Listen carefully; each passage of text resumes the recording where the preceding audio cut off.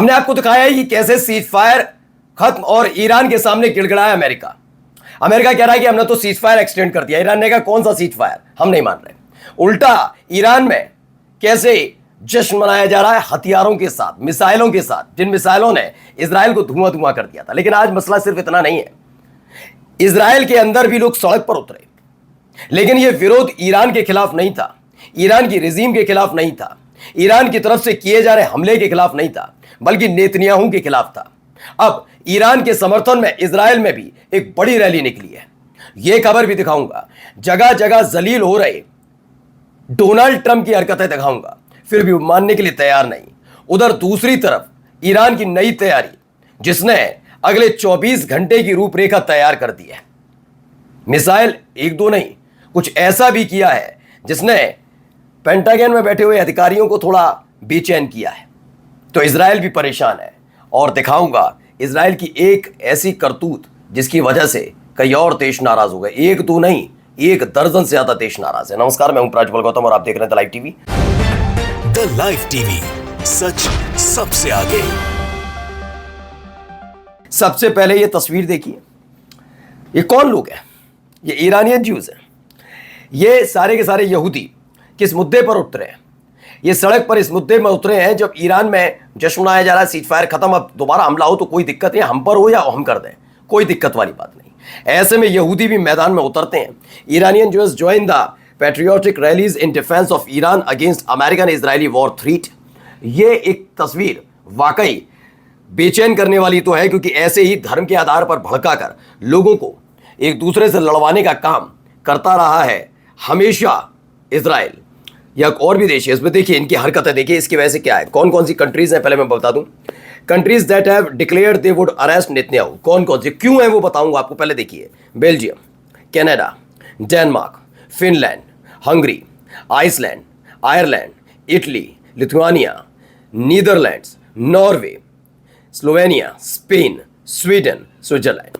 ये 16 देशों ने मोर्चा खोल दिया है। एक दर्जन से ज्यादा देश अब इस अकेले आदमी की हरकतों से भी परेशान है और गुस्से में।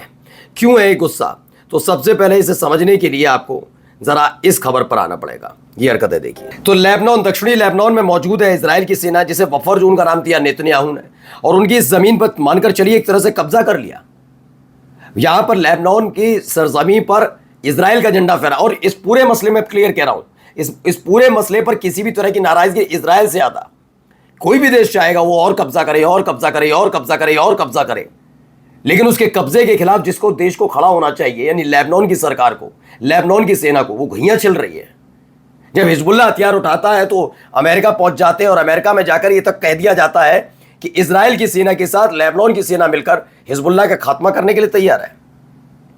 इसीलिए लेबनान की जनता लेबनान की सरकार से नाराज है। फिलहाल ये वीडियो निकलकर सामने आई आपके, क्या क्या किया जा रहा है, और इसीलिए कई देश नाराज भी हैं। अभी देखिए। At least 60% of Iran's missile, actually the depot is intact, and so Iran is perfectly capable of continuing this war if need be. Of course, Iran has talked about other tools that it has at its disposal. Iran's Yemeni brothers have said that. तो press TV की पत्रकार है, उन्होंने बताया Iran is perfectly capable of continuing the war if need be and possesses other means to retaliate and defend itself.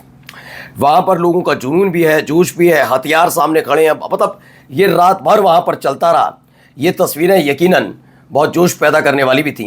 और ये देखिए ये क्या कर रहा है। Well, we've seen in this port that the US or the Israelis have bombed 5 passenger boats, cruise ships or ferries, 2 small ones and 3 medium-sized ones like this one here. Yeah. And really, there seems to have been no special point to it. There's no military significance to it. But like we've seen in the rest of Iran, they are attacking civilian infrastructure and they're trying to terrorize the people. While visiting Iran during the US-Israeli war on Iran, they are trying to terrorize the people. Australian journalist है Tim Anderson ने जोर देकर कहा America और Israel by targeting civilian infrastructure in Iran are they trying to terrorize Iranian. ये डराने धमकाने की जो कोशिश की जा रही थी उसको लेकर। लेकिन एक चेहरा ये भी देखिए, ये हरकतें देखिए, पूरी सीसीटीवी फुटेज। आगे अमेरिका वाली खबरें भी दिखाऊंगा, लेकिन फिलहाल ये देखिए ये इजराइल की फोर्स है क्या कर रही है वेस्ट बैंक में घुसकर हथियारों के दम पर। क्या करने की कोशिश की जा रही है, कैसे? देखिए, दुकान में किसी के घुस गए, बेकरी में, उनसे मारपीट की जा रही है। ये देखिए, ये इनकी एक्टिविटी है। इसीलिए पूरी दुनिया खास तौर पर नफरत करने लगी है। और इनकी वजह से, नेतन्याहू ऐसे लोगों की वजह से, ऐसी सेना की वजह से, ऐसी ही सेना की वजह से वहां हालात इजराइल के खिलाफ पूरी दुनिया में बन रहे हैं। तो क्या security camera footage capture Israeli forces raiding a bakery in the West Bank, vandalising the property and arresting the owner of no apparent reason. बिना किसी रीजन के उन्हें गिरफ्तार कर लिया जाता है। ये सारी चीजें निकल कर आई। अब भाई, Israel is planning to steal 40 billion gas field in Lebanese water. ये कहा जा रहा है कि लेबनान की जो गैस फील्ड है $40 बिलियन का, उस पर नजर है। इसलिए दक्षिणी लेबनान पर कब्जे के साथ वो अपने इस काम को विस्तार देने के मूड में, जैसे सीरिया के अंदर अमेरिका करता रहा, इराक में करता रहा, वैसे ही यहां करने की कोशिश इजराइल की तरफ से की जा रही है। ये कब्जा धीरे धीरे बढ़ाने की कोशिश की जाएगी। आइए एक और वीडियो आपको दिखाई देते हैं, ईरान से निकला हुआ।